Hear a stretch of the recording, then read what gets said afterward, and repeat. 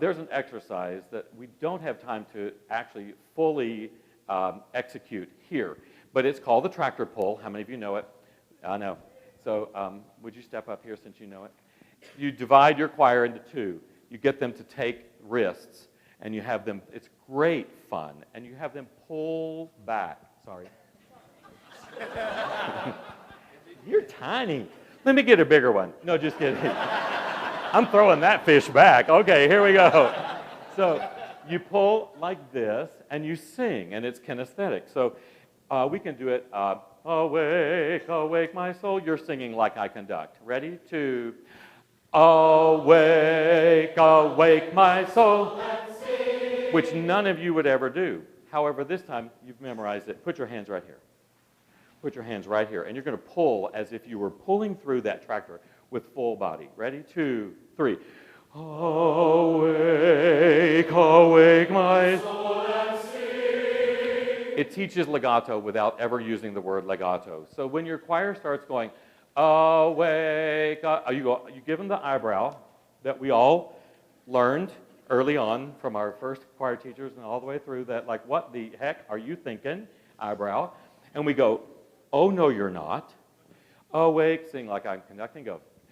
Awake, awake my soul and sing. And if you will take that exercise, the tractor pull, which was new to you, and pull twice as hard and sing pianissimo. Ready? Pianissimo. 2, 3. Awake, awake my soul and sing. That thing that we say, it takes more energy to sing piano than fortissimo, and they're like, you are nuts. And they already thought we were, because it's a concept that's very hard to teach. This goes, wow, right to that issue of singing pianissimo while adding a lot of energy. This is where I get a little radical, opinionated. I'm pretty opinionated, but this works. Well, the 5-minute rehearsal plan totally works. Someone said to me in the last couple weeks, with whom I was sharing all state duties, wow, we had a great rehearsal last night with the middle schoolers. We worked on the German. We worked on German for an hour and a half.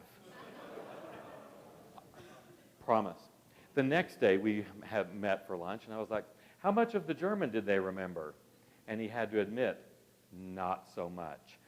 Are you kidding? 15 minutes, and they're gone. 15 minutes, people, we're gone. So that is self-important. That is completely self-absorbed. You will see. 5 minutes, we're going to work on a difficult section. Then we're going to do something else. And then we're going to come back to that difficult section. Then we're going to do something else. And we'll come back to that difficult section or the language or whatever. It's all in your planning. If you get so self-absorbed that your diction was so good, your class was so good, you're going to share it, about 15 minutes in, they're gone. So today's rehearsals, to keep people engaged, have to go boom, boom, boom. And that requires planning on your part. How many of you remember when it was you decided to do what you're doing? I mean, it doesn't have to be a moment, but a time when you went, I want to do that. I want to make music with my life. I want to direct a choir. This is what I want to do. Okay, now, with all those questions, how many of you remember? Most people remember-ish.